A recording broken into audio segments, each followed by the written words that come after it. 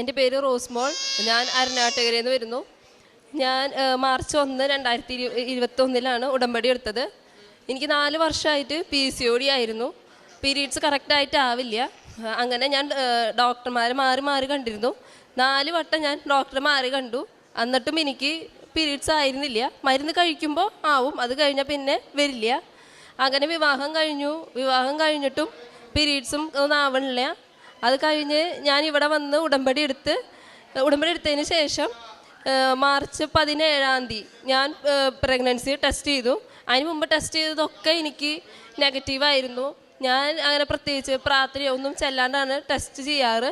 പക്ഷെ ഉടമ്പടി എടുത്തതിന് ശേഷം ഞാൻ വിശ്വാസ പ്രമാണം ചൊല്ലിയിട്ടാണ് അന്ന് ടെസ്റ്റ് ചെയ്തത്. അന്ന് ടെസ്റ്റ് ചെയ്ത് കഴിഞ്ഞപ്പോൾ എനിക്ക് പോസിറ്റീവാണ് കണ്ടത്. അങ്ങനെ 7ാമത്തെ ആഴ്ച എനിക്ക് ചെറുതായിട്ട് ബ്ലീഡിങ് വന്നു.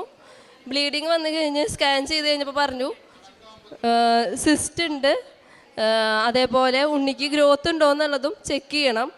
അങ്ങനെ അടുത്ത ആഴ്ച നെക്സ്റ്റ് വീക്കിൽ വീണ്ടും സ്കാൻ ചെയ്യാൻ പറഞ്ഞു. അപ്പോൾ പറഞ്ഞു ഗ്രോത്ത് ഒന്നുമില്ല, അതായത് സിസ്റ്റിന് ഗ്രോത്ത് ഒന്നുമില്ല, ഉണ്ണി അതേപോലെ ഡെവലപ്പ് ചെയ്ത് വരുന്നുണ്ട്, കുഴപ്പമില്ല എന്ന് പറഞ്ഞു. ആ സമയത്തൊക്കെ ഞാൻ ഉടമ്പടി തൈലം വെച്ച് വിശ്വാസപ്രമാണം ചൊല്ലി എൻ്റെ വയറുമ ഞാൻ കുരിശ് വരച്ചിരുന്നു. അങ്ങനെ എന്നും കുരിശ് വരയ്ക്കും. അപ്പോൾ അങ്ങനെ കുരിശ് വരച്ച് തുടങ്ങുമ്പോൾ ഉണ്ണി അതിനനുസരിച്ച് അവൾ അനങ്ങിയിരുന്നു. എനിക്കതൊരു റെസ്പോൺസ് അവൾ തന്നിരുന്നു. അത് കഴിഞ്ഞ് 8ാമത്തെ മാസമായി കഴിഞ്ഞപ്പോൾ സ്കാൻ ചെയ്ത് കഴിഞ്ഞപ്പോൾ എൻ്റെ അടുത്ത് ഡോക്ടർ പറഞ്ഞു ഉണ്ണിക്ക് ഫ്ലൂയിഡ് കുറവാണ്, അതേപോലെ ബ്രെയിനിലേക്ക് വരുന്ന ഒരു വെയിനിലേക്ക് ബ്ലഡ് ഫ്ലോയും കുറവാണ്. അങ്ങനെയാണെന്നുണ്ടെങ്കിൽ നമുക്ക് പെട്ടെന്ന് തന്നെ ഉണ്ണീനെ ഓപ്പറേഷൻ ചെയ്ത് പുറത്തെടുക്കേണ്ടി വരും. അപ്പോൾ പ്രീമച്വർ ബേബിയാണ്, അത് കാരണം പലതരം കോംപ്ലിക്കേഷൻസ് ഉണ്ടാവുമെന്ന് പറഞ്ഞു. 2ാമത്തെ ഓപ്ഷനായിട്ട് ഞങ്ങൾ ഒരു വട്ടം കൂടി സ്കാൻ ചെയ്തു. ആ സമയത്ത് പോണ സമയത്തൊക്കെ ഞാൻ എൻ്റെ വയറിൽ ഉടമ്പടി തൈലെടുത്ത് കുരിശ് വരച്ച് വിശ്വാസപ്രമാണം ചൊല്ലിക്കൊണ്ടാണ് പോയത്. സ്കാൻ ചെയ്യാൻ കിടക്കുമ്പോഴും ഞാൻ വിശ്വാസപ്രമാണം ചൊല്ലിക്കൊണ്ടാണ് കിടന്നിരുന്നത്. ആ സമയത്ത് സ്കാൻ ചെയ്ത് റിപ്പോർട്ട് വന്നു കഴിഞ്ഞപ്പോൾ അവർ പറഞ്ഞു ഉണ്ണിക്ക് കുഴപ്പമൊന്നുമില്ല, ബ്ലഡ് ഫ്ലോയൊക്കെ ഇപ്പോഴും കുഴപ്പമില്ലാണ്ട് തന്നെയാണ് നടക്കുന്നത്, അതേപോലെ ഫ്ലൂയിഡും ആവശ്യത്തിനുണ്ട്. അങ്ങനെ നോർമൽ ഡെലിവറി തന്നെയായിരുന്നു എനിക്ക്. 9ാം മാസം തന്നെ കറക്റ്റ് ഞാൻ ഉണ്ണിനെ ഡെലിവറി ചെയ്തു. സാധാരണ പ്രസവം എന്ന് പറഞ്ഞു കഴിഞ്ഞാൽ അത്രയും നല്ല വേദന ഉണ്ടെന്നൊക്കെയാണ് ഞാൻ പറഞ്ഞു കേട്ടത്. പക്ഷേ എനിക്കെന്ന് പറഞ്ഞു കഴിഞ്ഞാൽ സാധാ ചെറിയൊരു പെയിനേ ഉണ്ടായിരുന്നുള്ളൂ.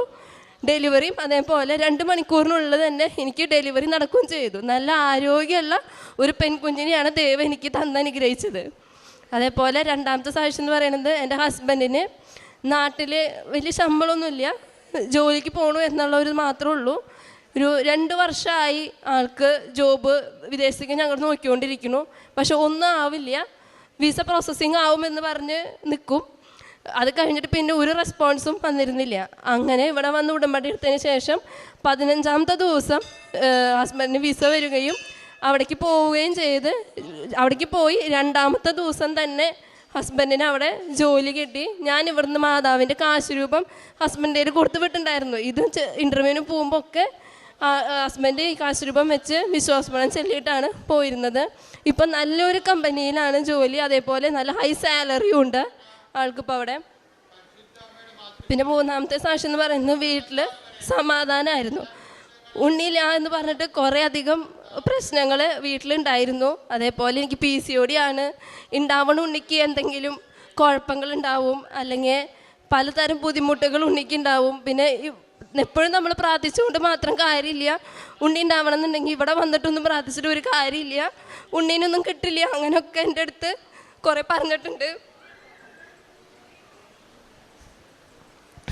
എന്നിട്ട് ഞാൻ ഇവിടെ വന്ന് പ്രാർത്ഥിച്ചതിൻ്റെ ഫലമായിട്ടാണ് ദൈവം എനിക്ക് നല്ലൊരു പെൺകുഞ്ഞിനെ, നല്ല ആരോഗ്യമുള്ള ഒരു പെൺകുഞ്ഞിനെ ദൈവം എനിക്ക് തന്നു. ഇപ്പോൾ വീട്ടിൽ നല്ലൊരു സമാധാനമുണ്ട്, യാതൊരുവിധ പ്രശ്നങ്ങളോ ഒന്നുമില്ല.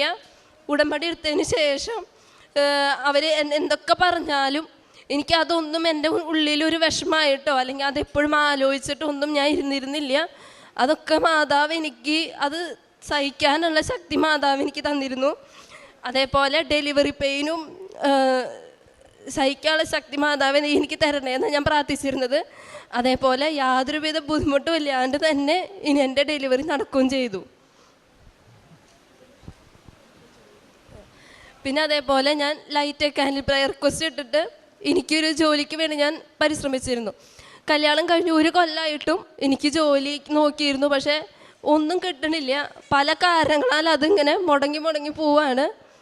അങ്ങനെ ഞാൻ അവിടെ അച്ഛൻ്റെ ടോക്ക് ഞാൻ പലതും കേട്ടിരുന്നു. അങ്ങനെ അച്ഛൻ ഇവിടെ പറഞ്ഞിരുന്നു ഡേറ്റ് ഇട്ട് പ്രാർത്ഥിക്കണം, അപ്പോൾ നമ്മൾ പ്രാർത്ഥിക്കുന്ന കാര്യം നടക്കുന്ന. അങ്ങനെ ഞാൻ സെപ്റ്റംബർ 8 മാതാവിൻ്റെ ജനതിരുനാളിൽ അന്ന് ഡേറ്റ് ഇട്ട് പ്രാർത്ഥിച്ച് രാവിലെയും വൈകിട്ടും പ്രത്യക്ഷീകരണ പ്രാർത്ഥനയും സന്ധ്യ പ്രാർത്ഥനയും മുടങ്ങാണ്ട് ഞാൻ പ്രാർത്ഥിച്ചിരുന്നു. ഹസ്ബൻഡും കൂടെ ഇരുന്ന് പ്രാർത്ഥിക്കും. അങ്ങനെ എനിക്ക് 8-ാം തീയതി തന്നെ എന്നെ കമ്പനിയിൽ നിന്ന് ഡയറക്റ്റ് ഇൻ്റർവ്യൂവിന് വിളിക്കുകയും അന്ന് തന്നെ എനിക്ക് ജോലി കിട്ടിയെന്ന് പറഞ്ഞ് സെപ്റ്റംബർ 10-ാം തീയതി വന്ന് ജോയിൻ ചെയ്യാൻ പറഞ്ഞിരുന്നു. നല്ലൊരു റെപ്യൂട്ടഡ് കമ്പനിയാണ് എനിക്ക് ജോലിക്ക് കിട്ടിയത്. ഞാനൊരു സിവിൽ എഞ്ചിനീയറാണ്. അവിടെ നല്ലൊരു പോസ്റ്റിൽ എനിക്ക് ജോലി ചെയ്യാൻ പറ്റി. അതേപോലെ തന്നെ ഞാൻ മുമ്പൊന്നും ഉടമ്പടി എടുക്കണേക്കാൾ മുമ്പൊന്നും അങ്ങനെ സ്ഥിരമായിട്ട് ബൈബിൾ വായിക്കുകയോ പ്രാർത്ഥന ചെല്ലുകയോ കൊന്തെത്തിക്കുക അങ്ങനെയൊന്നും ചെയ്തിരുന്നില്ല. ഉടമ്പടി എടുത്തതിന് ശേഷം എൻ്റെ ജീവിതത്തിൽ ആത്മീയമായിട്ട് പല രീതിയിലും എനിക്ക് വളരാൻ സാധിച്ചു. കുർബാനയ്ക്ക് ആയാലും കുർബാനയ്ക്ക് പോവാൻ വരെ എനിക്ക് തോന്നി തുടങ്ങിയിരുന്നു. ഞാൻ ബൈബിൾ എന്നും വായിച്ചിരുന്നു. അരമണിക്കൂറല്ല, അതിൽ കൂടുതലും ഞാൻ ആ സമയങ്ങളിൽ വായിച്ചിരുന്നു. പിന്നെ ജോലിക്ക് പോകാനായിട്ട് 1 മണിക്കൂറിൻ്റെ യാത്രയുണ്ട് എനിക്ക്. ആ സമയത്ത് ഞാൻ സാധാരണ ഉറങ്ങുകയാണ് ചെയ്യാറ്. പക്ഷെ പിന്നീട് ഉടമ്പടി എടുത്തതിന് ശേഷം ഞാൻ സ്ഥിരമായി പോകുമ്പോഴും വരുമ്പോഴും കൊന്ത ചെല്ലിയിട്ടാണ് വരാറ്. എനിക്കപ്പോൾ ഉറക്കോ അങ്ങനത്തെ കാര്യങ്ങളൊന്നും പിന്നെ അങ്ങനെ ഉണ്ടായിട്ടില്ല. ഞാൻ എന്നും കൊന്ത ചെല്ലിയിരുന്നു. അനുഗ്രഹീതർ എന്ന ജനതകൾ